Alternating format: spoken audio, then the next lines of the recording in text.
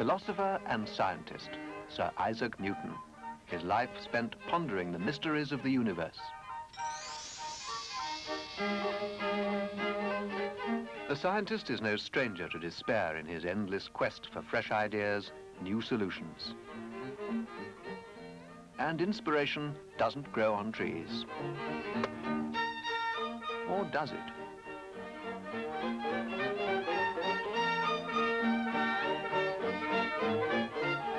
The law of gravity was born. The world gained a fundamental new law. Science and mankind had taken one giant leap forward.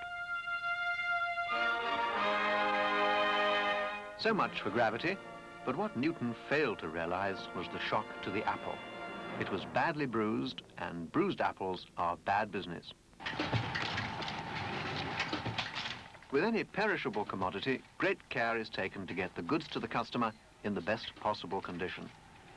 And Newton's apple turning up here could ruin a whole consignment, which only goes to show that apples need very careful handling. In the old days, there was no shortage of that. The orchard of nostalgic memory. Apples ripe for the plucking and plenty of expert hands to coax them off the trees. But the apple orchard isn't what it was. High costs and shortage of labor have brought about a revolution in the orchard. The development of small trees like these has made picking easier. It also made it possible to consider bringing mechanization to the orchard, just like any other area of farming. With this in mind, a scientist and an engineer got together at this West of England research station to design a totally new kind of tree, a tree exclusively for a machine. Yes, well, if you could move the apples away from the centre, so we have a band outside. We've got to have slender branches with few spurs and an uncomplicated branch system, in fact. Having developed the trees, science turned its attention to the machine, the extraordinary mechanical apple harvester. A triumph of engineering, at last a scientific solution to the problem of the bruised apple.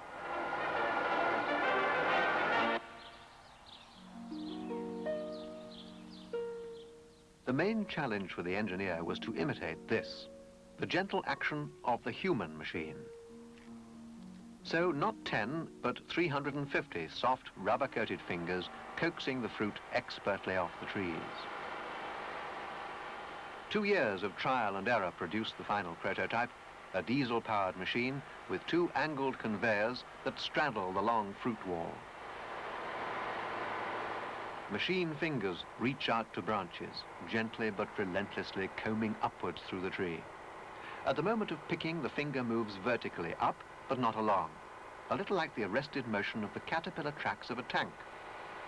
The secret of it all, hidden away in a maze of hydraulics, a synchronizing wheel that keeps conveyors and forward drive at identical speed.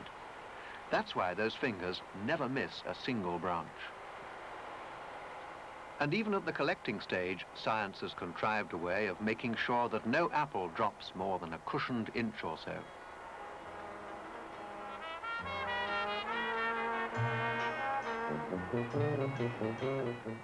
"75 trees in the new orchard and 5 minutes to harvest the lot.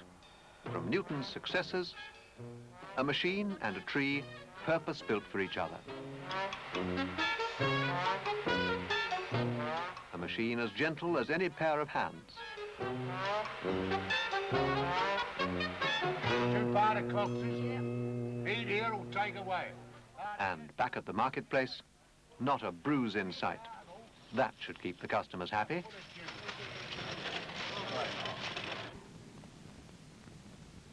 We scientists are fiendishly clever. We know a thing or two, you know.